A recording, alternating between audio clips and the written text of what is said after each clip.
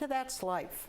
I'm Marcia Boyles, one of the two co-hosts of this program, and I'd also like to introduce my co-host and co-producer, Kathleen Taylor, our social work manager. Hi, how are you? I'm good this morning, Kathleen. We're going to be doing something entirely different today. Yep. We're going to be actually giving a little play. This is a one-act short play. The plot is centered around advance directive. Exactly. And you're going to be acting. For the first time, yes, acting in quotation marks, I suspect is the operative way of putting it. Yeah. Yes. I hope people enjoy this today, and then at the end we'll have a full discussion with all the actors. Right. About what has just ensued. Right. We're trying to take as many different approaches as we can. We talked about advanced directives on Vantage Point, and now we're trying to sort of pull people into the storytelling to give them a little bit of a different perspective about advanced directives, because it's so important to me that I really get people's attention. And so I think these playlets are definitely going to do that. I think that they are going to surprise people in the content, and it's going to give us a lot to talk about after they're over with. All right. Well, important to you in terms of getting the message out, and certainly important to residents. Oh, yes. It's an absolutely critical topic. All right. Well, with that, we will stop and go to the play.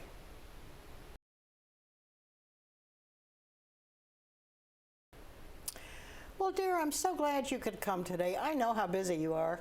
You know, I love to come see you anytime I can. Have you had lunch? I'm fine. Yeah, I had lunch. You sure you don't want me to fix you something? I'm good. Thank you, though. All right. There's something I do want to talk to you about today. Yeah. You sounded pretty serious on the phone. I was a little worried. Is everything okay? Oh, everything's fine. Okay. Everything's fine. I'm just going through all my files, trying to get organized. And it's high time that I did that. I have gone to our lawyer, Matthew, and gotten my trust revisited and in some kind of order. My financial affairs, putting them in order. I don't want to leave you kids, you and your brothers, in a mess after I die because my papers weren't in order. Mom, are you okay? What are you talking about? You're really worrying me here. No, honey. I really am fine. Like most people my age, I've got some health issues that are probably going to get me eventually, but no time soon. Okay, you're sure? Yes, I'm soon. Right.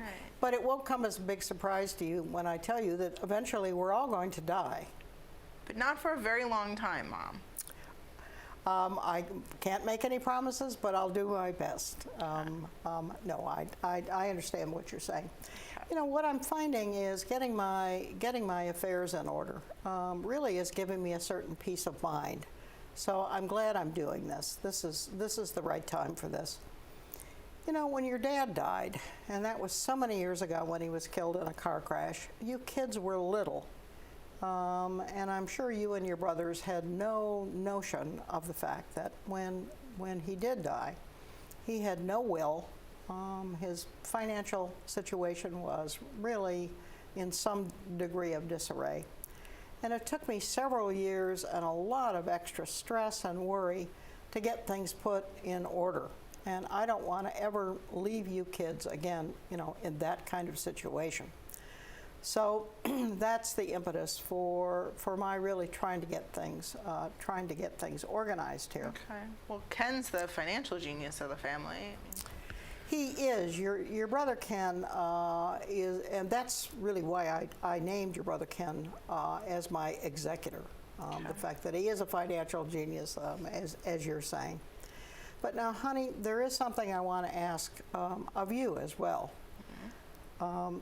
As my eldest child and my only daughter, I would like to have you act as my medical power of attorney. Medical power of attorney? What's that? All right. As medical power of attorney, if I am unable to speak for myself at end of life, if I simply cannot make my own wishes known, you would make decisions about my medical treatment. I don't know, Mom. I mean, that. Honey, I know you can do this. I know how strong and smart you are. I don't know. I mean, that. I think you absolutely can do it, and I'm going to expect that responsibility. I know you. I know you can do this. Mm-hmm. Now, I filled out the advanced directive forms, which I picked up from the social worker last week, and here is your copy. And I thought we should very quickly take a look at this. You will note that in the beginning, we are listing the medical power of attorney and address, and I have put your name and address there. Then it asks for a secondary or backup power of attorney, and I don't know who to put there. I don't think your brothers would feel very comfortable assuming that responsibility. What do you think? Yeah, probably not. All right, I think I just won't name a secondary power of attorney in that case. And then it lists all of the responsibilities of the power of attorney. Now, on the second page, this asks for my desires for end-of-life treatment.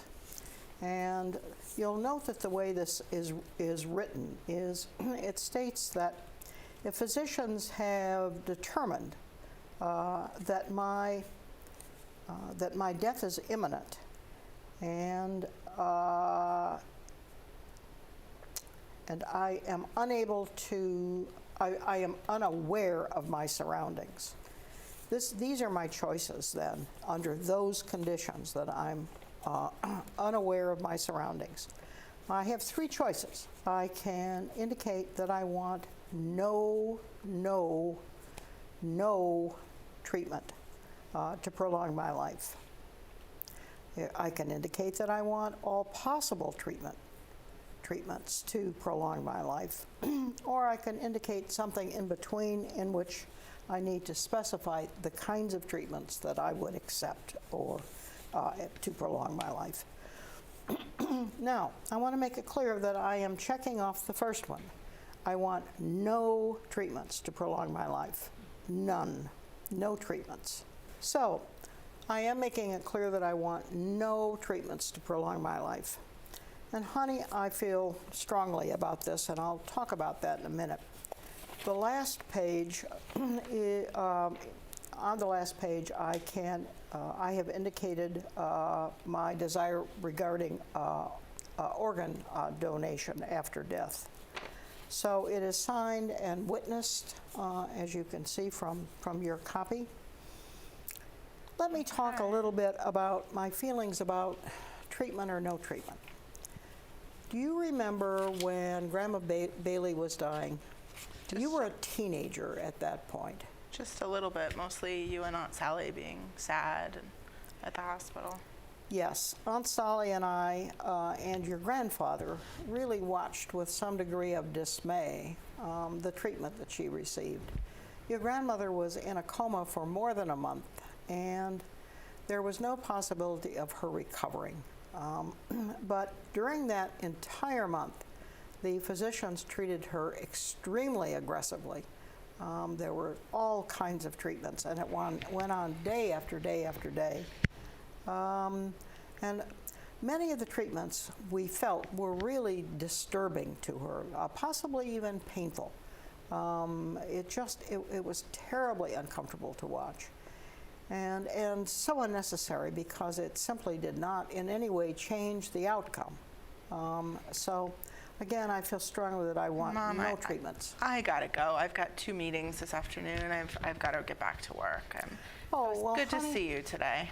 Well, it's good to see you. I'm glad we had this conversation. Thank you for coming. Are we doing lunch next week? Yeah, Tuesday, right? Tuesday. I'll pick you up at noon. We'll go to Old Town. Sounds good. Good to see you, Mom. Bye-bye. Bye. Wait a minute. You're not. What You want an daughter shakes actual? my hand. All right,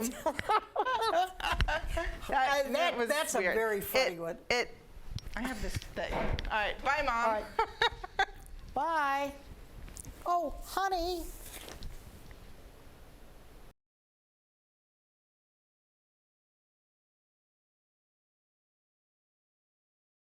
Mrs. Foster, I'm Dr. Mack. Yes, Dr. Mack, nice to meet you.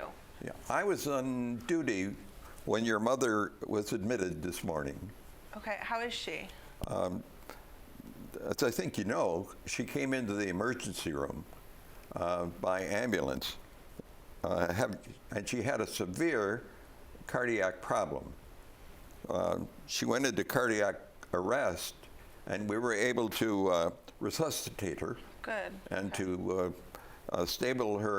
stabilize her enough so that we could bring her into this cardiac unit here. Have you had a chance to see her yet? Really briefly, she didn't look like herself. This is part of what you and I need to talk about now. Okay. We got reports from her doctor at home, and I understand you are her medical power of attorney. Is that correct? That's correct, yes. Good. We're running more tests, but all indications are that your mother suffered very severe and irreversible damage to her heart. Oh, no. Yes. So severe, in fact, that most likely she'll suffer another heart attack.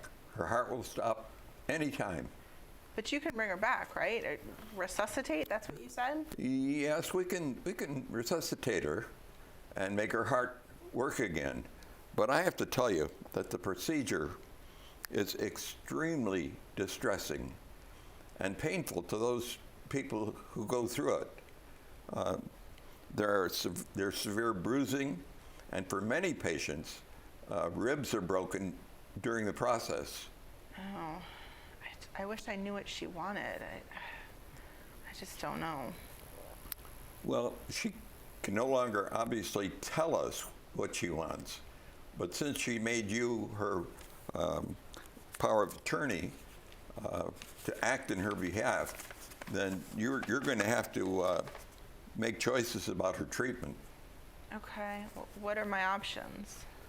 Well, we can continue the treatment regime she's in now, and we can resuscitate her if her heart stops again. Or we can alternatively stop the treatment, like medication and removing the IVs, and devote our energies to keeping your mother comfortable. Well, go ahead, doctor. We'd have to change our goals in that case from curative to providing care. So she would get care and comfort. And I would write a do not resuscitate order so that if her heart stops, nobody will take any steps to get it started again. You understand that? Yeah, this is hard. I just wish I knew what she'd want. Well, I've looked at her advance this. directive, Okay. and it would seem to me that with the severity of her problem, she would probably prefer the second alternative that I've given you. She's never backed down from a challenge in her life. I want you to do everything you can, doctor. Have you discussed with your mother fully her wishes in the event of her approach to death? Not really. We talked about it a little bit, but not something like this. I just don't know. But she's such a fighter. I can't imagine her giving up. I don't think she's ready to give up yet. And if something happens, resuscitate her. I don't think you should get your hopes up, because her heart is badly damaged. And after CPR, most patients suffer some kind of brain damage because of the heart stoppage. And less than 20% get discharged from the hospital. Let's give her a try. Let's give it a try. She's such a fighter. Let's give it a try. Keep whatever you can do, doctor. Whatever you can do. Well, if these are your choices, They are. I'll write the orders, and we'll plan on reviewing the situation in a couple of days, unless her condition changes in the meantime. That sounds good. A couple Okay. days. Thank you. Hi, you guys. That was some good acting. Very impressive, very impressive. So I think that this was interesting for me just because usually when we talk about advanced directives and these kinds of topics, we always give people the best case scenario. You know, this is what you're supposed to do. This was kind of the worst case scenario. This was what not to do, for sure. Okay. So, you know, I think probably what we want to do is just start talking a little bit about what the viewer saw in terms of the acting, and to start with the exchange between mother and daughter. This was certainly a cautionary tale, as you're pointing out. As mother, I was terribly focused on trying to get the information to my daughter, and I was really not paying much attention to her reaction. Right. Yeah. I also felt badly as an actor, or not as an actor, in laying a guilt trip on her, that of course she could do this. Whether she wanted to or not, or whether she could or not, I wasn't going to tolerate any backtalk on that. I mean, she was smart and strong, and by golly, she was going to do it. Right, right. So you really didn't listen to her. No, Even I did the not. subtle indications she Right, was giving yeah. you, or not so subtle indications. You lay a mean guilt trip, let me tell you. Well, that's what we mothers do. Yeah. Yeah. Yes, absolutely. It was not a discussion, was it? No, it wasn't. There was no- you there said- was no back and forth. There Yeah. wasn't a conversation. Yeah. It was an edict. So what was that like from a daughter's perspective to just sort of have that put on you? It was tough. I mean, I was trying to play the daughter who was really very uncomfortable and didn't want to be having this conversation, didn't want to be put in this position and just being dictated to, and it was tough. Yes, I absolutely did not give you any room for conversation. Right. And Kathleen, you have talked so often about the need for true conversation about this topic. Right. Yeah. You avoided. You didn't, as the mother, didn't embrace the idea that she was having trouble and that this needed to be talked through in some kind of way. So you just shut it down, and just sort of plowed through. So what we're wanting our residents to do is sort of be aware that not in every situation there's not going to be full on buy-in. That there's going to be times when who you're talking to is not going to embrace the idea and is not going to necessarily feel comfortable, and to be able to talk that through, because I think that ultimately that's the person, you as the mom, it was your responsibility to go there. Your daughter was very uncomfortable about it. You had to acknowledge that at some level, and then just open up that conversation to be able to really kind of just dive into what's going on. Because ultimately, part of what we're trying to figure out is this person really able to act on my behalf? Right. And just because I'm the daughter and the oldest doesn't necessarily make me the right person. Right.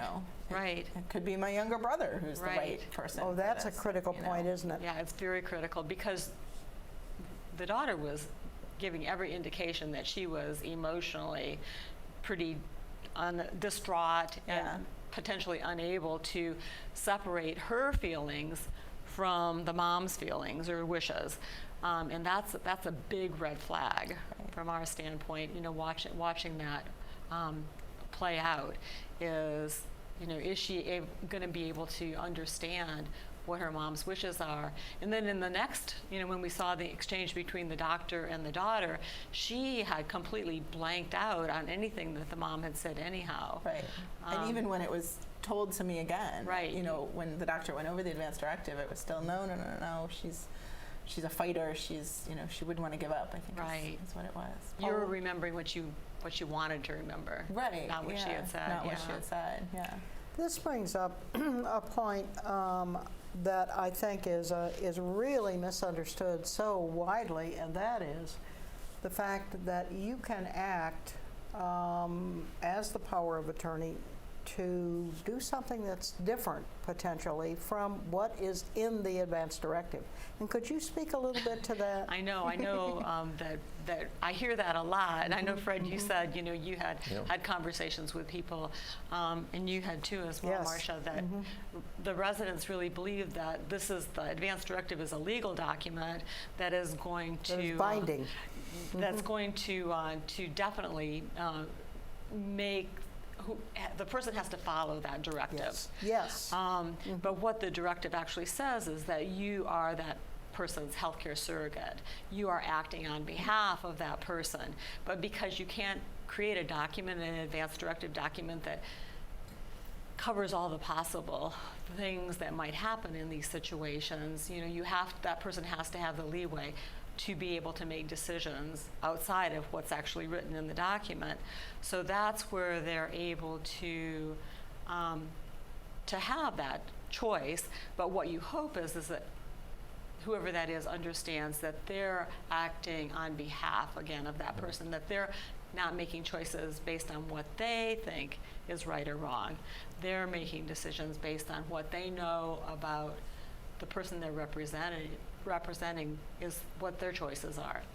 And that's why that conversation that we were talking about is so important, and the back and forth, and Yes. and not just one conversation, but Right. an ongoing conversation. And many over and over many and over again. conversations. And, yeah. Absolutely. Yeah. And Fred, like you were as the doctor, you were really trying to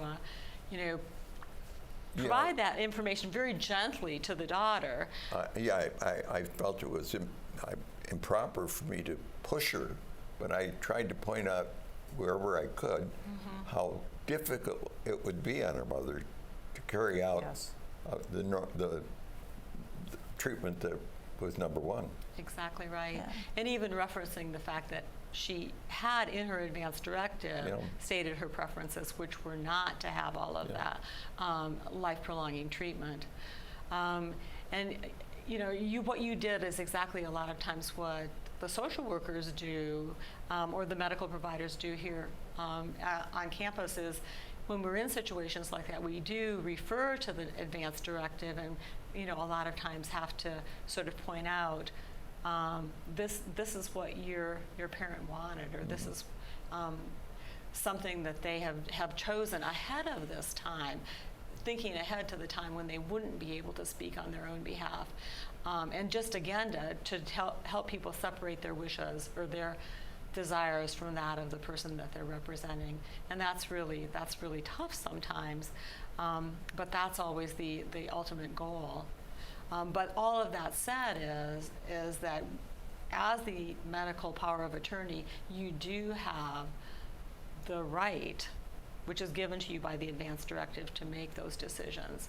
And you can overrule that person's wishes. Yeah. In your experience, and Elena too, I'm not sure how often you have gotten into this, do you think there's a reluctance on the part of kids generally, and when I say kids, I'm talking about adult children of various ages.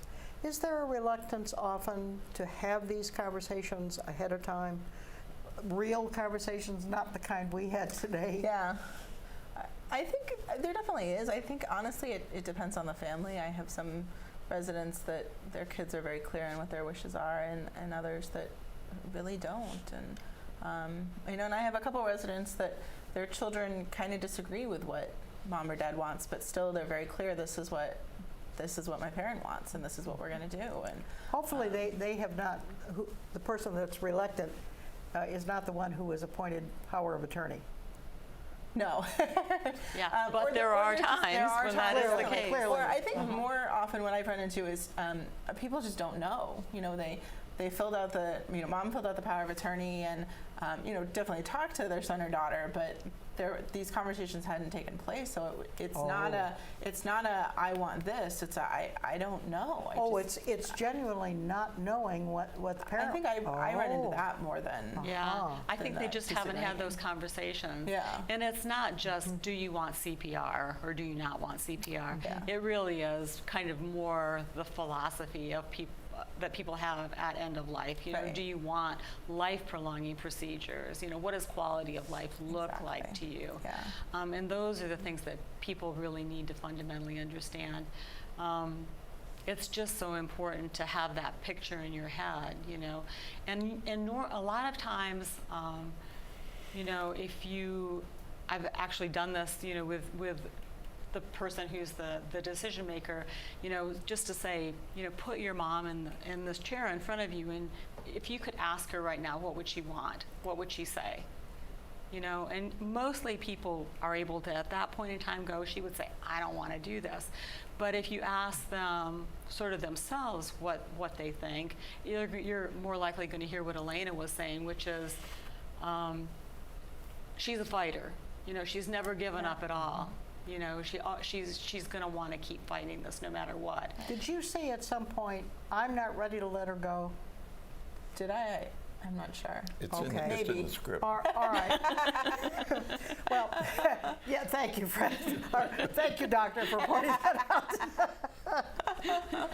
So I was But- trying but to that was- avoid the I don't want to let her Well, go. I but think that was implied, really. Yeah. I mean, you probably weren't saying that, but you were saying it. Definitely, yeah. Indirectly, and that wasn't was you? pretty clear. I mean, it was, keep doing everything you can.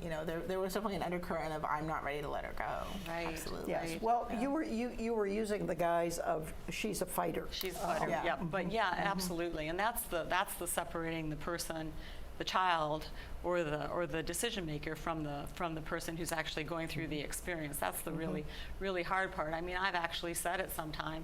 It's really not about you. It's about this person in the bed right now. Exactly. Because sometimes you have to be kind of blunt to sort of get people to kind of just shake their head and go, oh wait, yeah, you're right. It's not about me. Yeah, I'm sure people just react that way normally, and Sure. you would have to point it out. Yeah. Yeah. Because they really don't want to say goodbye. Right, and that's perfectly normal. Like, Yes. of course, you don't want yes, mom to of die. course, Like, of course. Right, right. But think about what what You she's don't going through. necessarily want the You don't alternative, want her yeah. to suffer. You don't Right. want her to go through these procedures if they're not going to contribute to her quality of life. Absolutely. Yeah. Amazingly, we're running out of time. Well, this has gone very fast. It went really, really fast. I Absolutely. think I like this business of being an actor. I think it's going to go right to my head. Oh yeah, you guys were phenomenal, and I think it was just such an important depiction of what goes on. Very realistic, in a lot of ways. I think it's just another, as you said, that cautionary tale that you really have to be brave yourself and really force these conversations to be had, even when people are trying to run for the hills. Because bottom line is, you're the one who's going to pay the price if there's somebody that's not making the decision that reflects your wishes. So that's our end. I think is just to definitely take this seriously and make sure that the power of attorney for your healthcare decision making is somebody that you trust. All right, that's perfect. Good job, everybody. Thank you. See you next time.